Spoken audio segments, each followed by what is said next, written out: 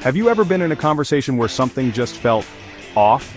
Maybe the person you were talking to seemed nervous, avoided eye contact, was a bit fidgety, seemed completely out of sorts, or their story simply didn't quite add up.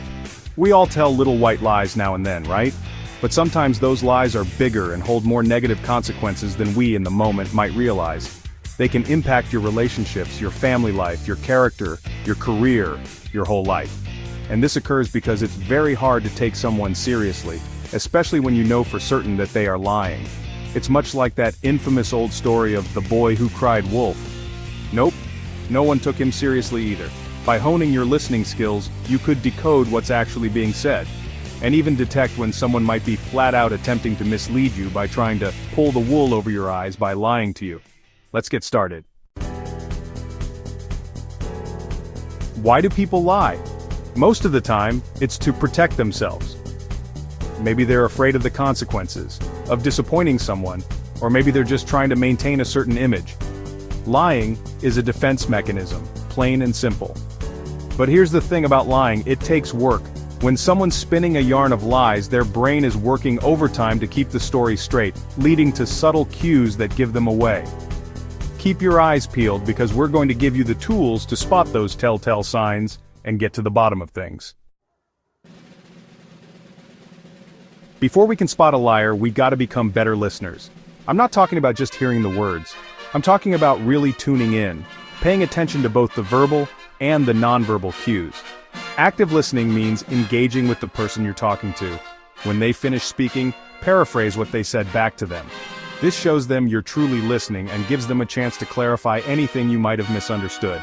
And don't be afraid to ask open-ended questions. Get them talking. By doing this, you can get an opportunity to check for consistency of what they've said thus far. Remember, say little and simply listen as they tell you what you need to know. Alright, let's talk about those verbal cues. One of the biggest red flags is vague language. Liars often avoid specifics because specifics can be checked. They'll use words like maybe, perhaps, or I think, to create wiggle room and avoid being painted into a corner. And another telltale sign to watch for is when they repeat your questions verbatim before answering. There's a simple explanation for doing this. It's much like the old technique used in the interview process. By repeating the question before answering, they buy themselves some time to arrive at an answer that will be sufficient in the moment. And be wary of over-explaining.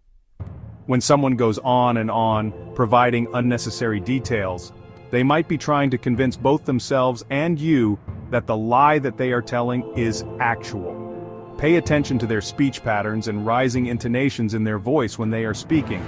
Do they suddenly start talking faster or slower than usual? These are all signs leading to something being off. In short, these can all be signs of stress and deception. Now, let's talk about body language. Our bodies often betray us when we're not being truthful. Have you ever heard of micro-expressions? These are fleeting facial expressions that last for a fraction of a second, revealing a person's true emotions. Watch their eyes. Are they making less eye contact than usual, or are they blinking excessively?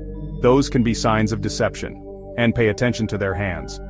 Liars often fidget or touch their face more frequently. They might even try to hide their hands altogether. If their words are saying one thing, but their body language is screaming something else, trust your gut. Something's not right. Now, how do you put all of this together?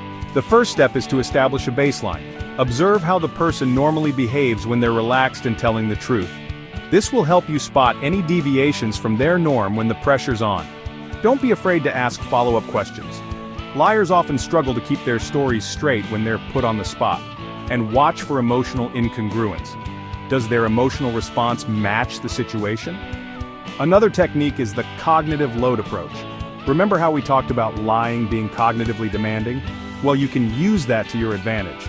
Ask unexpected questions or ask them to tell their story in reverse order. This increases their cognitive load, making it more difficult for them to maintain the lie. Now, a word of caution.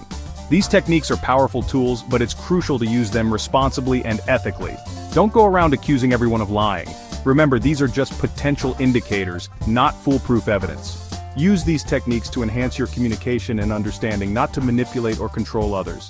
Approach every conversation with empathy and a genuine desire to understand the other person's perspective. Instead of jumping to conclusions, use these techniques to open up a dialogue and encourage honest communication.